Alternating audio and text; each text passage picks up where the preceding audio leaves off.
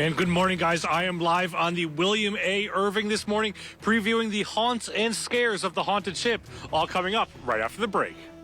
Aren't you excited for Halloween? And yes, pun intended. If you are ready for that, then maybe you're ready to pay a visit to the haunted ship over at the William A. Irvin.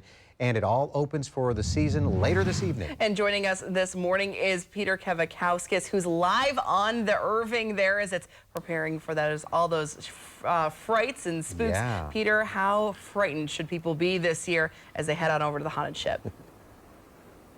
Well, hey there. Good morning, guys. It's eerily quiet this morning, but as we head towards this evening, we're expecting a lot of frights and screams as we head through the rest of the evening, as well as the rest of the month of October. Each year for the month of October, the Irvin transforms itself into a haunted ship. During the self-guided tour, you'll see how this once historic ore ship has been flipped inside out to reveal its true identity.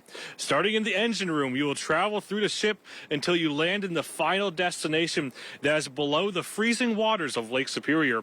In the maze of terror, while weaving through the maze of the ship, you'll never know who will be right behind you or right behind your shoulder. And guys, coming up in the next half hour, we'll be talking with Lucy Armisen with the deck about the new frights and the terrors that we can expect this upcoming year, as well as a very special guest that may be talking about how haunted this ship may actually be. That's all coming up in the next half hour. But for now, live on board the William A. Irvin, Peter Kevakowskis, Northern News Now. Yeah, I'm going to be taking notes on what to expect out there. Peter, try not to get too scared out there. Yeah, thanks very much. Absolutely. I like the green glow behind you, too. It's looking very frightening for sure. There I am. I'm talking there now on the screen there.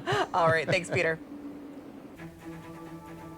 And I'm in the depths of the haunted ship. I'll have the details of all the scares to be had coming up right after the break.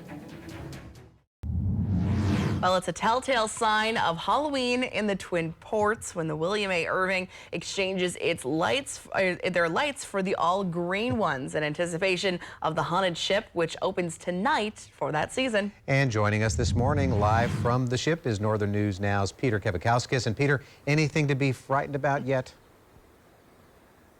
There's not too much to be frightened yet quite about, Paul, but I'll tell you what, earlier when I did that tease downstairs, that was scary. We were like in the deep bowels of the ship.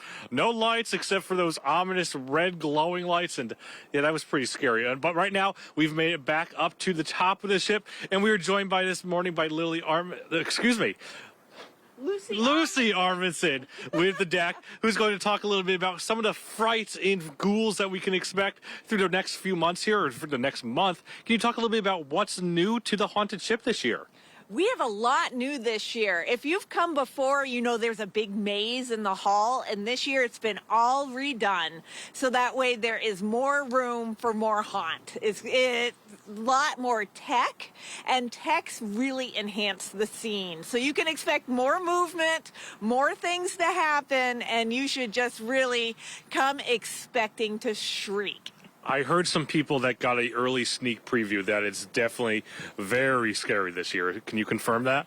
I can confirm it is scarier than last year. However, our actors cannot chase or touch you, so there's relatively safety here, but you should still come even if you're a little frightened. And we also are joined by another special guest, Matt Rasmussen with the Twin Ports Ghostbusters.